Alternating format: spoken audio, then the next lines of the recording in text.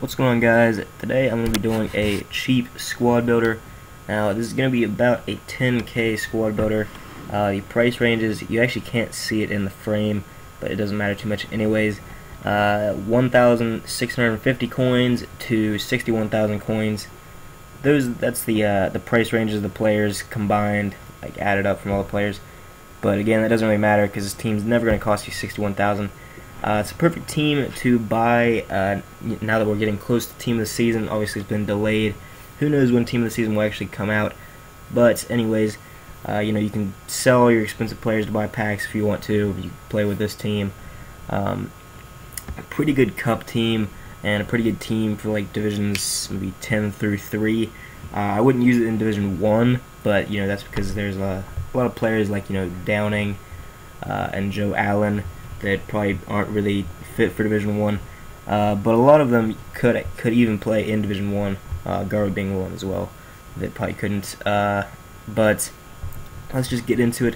Starting off with the two expensive players, Cech and Walker. They actually make up about 50% of the cost of this team, and it's mainly because your goalkeeper is, I would say, one of the most important positions on the field, and Petr Cech is a complete steal. Due to the price ranges, he's down to like 2,500 at the moment. I just searched a couple seconds ago. Yeah, there's one up here for 2,000. You can snag him 2,300. He's so cheap for an 85 rated goalkeeper with amazing stats. And then Walker is probably one of the best right backs in the game. Definitely one of my favorite right backs of FIFA 15. I use him in every chance I get. In every squad that I make that's like BPL or anything like that, I use Walker over any other right back, and he's actually played probably like 150 games for me total throughout all my accounts and everything. And then we got Winston Reid and Johnny Evans as the center back combination. Pretty decent stats between them.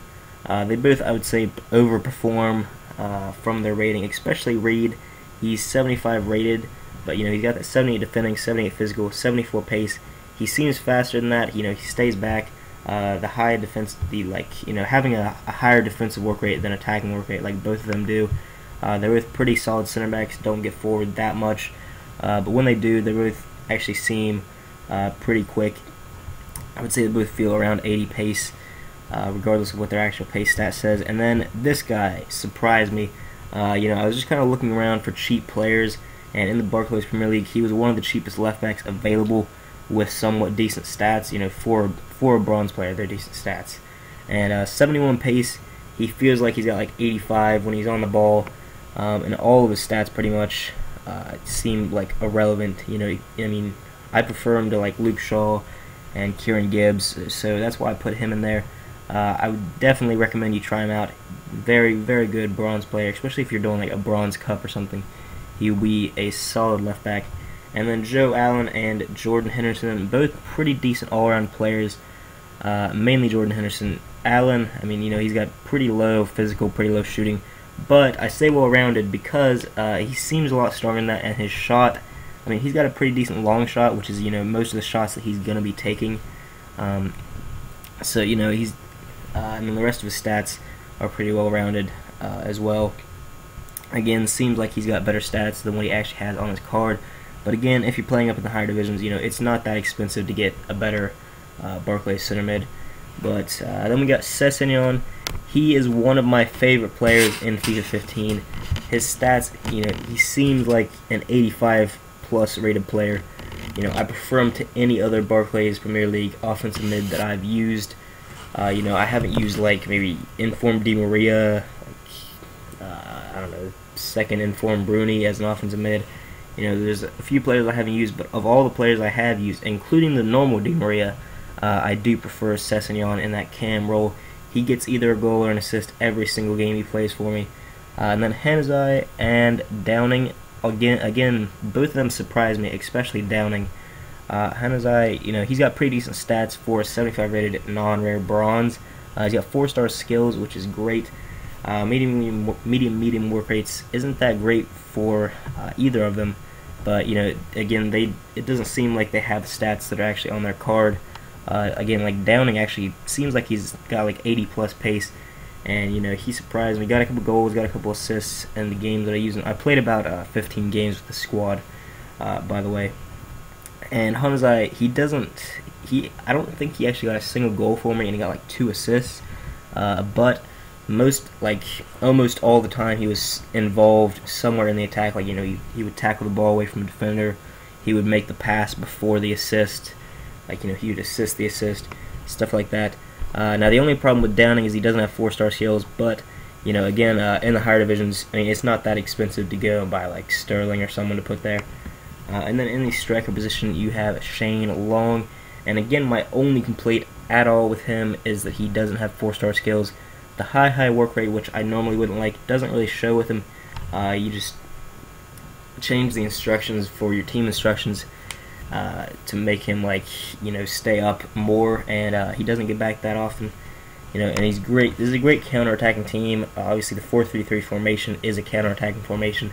Definitely one of my favorite formations in the game. If you play something other than counter-attacking, though, this team would probably still perform for you. I don't always play counter-attacking, and it still works for me when I'm playing the passing game. It just depends on which opponent you're playing, really. But again, Shane Long, another player that's underrated. Like, in game, it seems like he has like slightly higher pace. The 73 dribbling is definitely nonsense. It seems like he's got like 82, 83 dribbling when he's on the ball, when you're actually playing in game, and he's got that 80 physical, which is great to have with a striker. But yeah, that's about it for the squad. Again, it's going to be about 10K for the career mode decision video. That, like, the career mode voting, whatever I called it, a couple weeks ago. It only got 2 comments in all that time, so I just decided that it wasn't really, like, didn't have the demand for it, which I wasn't sure if it was going to or not. Honestly, wasn't expecting any comments, but even 2 comments isn't really enough to start a whole series on. So I think I'm just going to keep on doing, like, squad builders and random stuff like that. Might do some Barclays Premier League Team of the Season predictions. I don't know, actually, if EA have released the Barclays Team of the Season. I know they released the Team of the Season most consistent, the decisions for them anyways. You don't have the ratings or anything, and they're obviously not in packs yet. But I don't know, I'll have to look into it. But that'll be the end of this video. Like and subscribe, and I will see you guys later.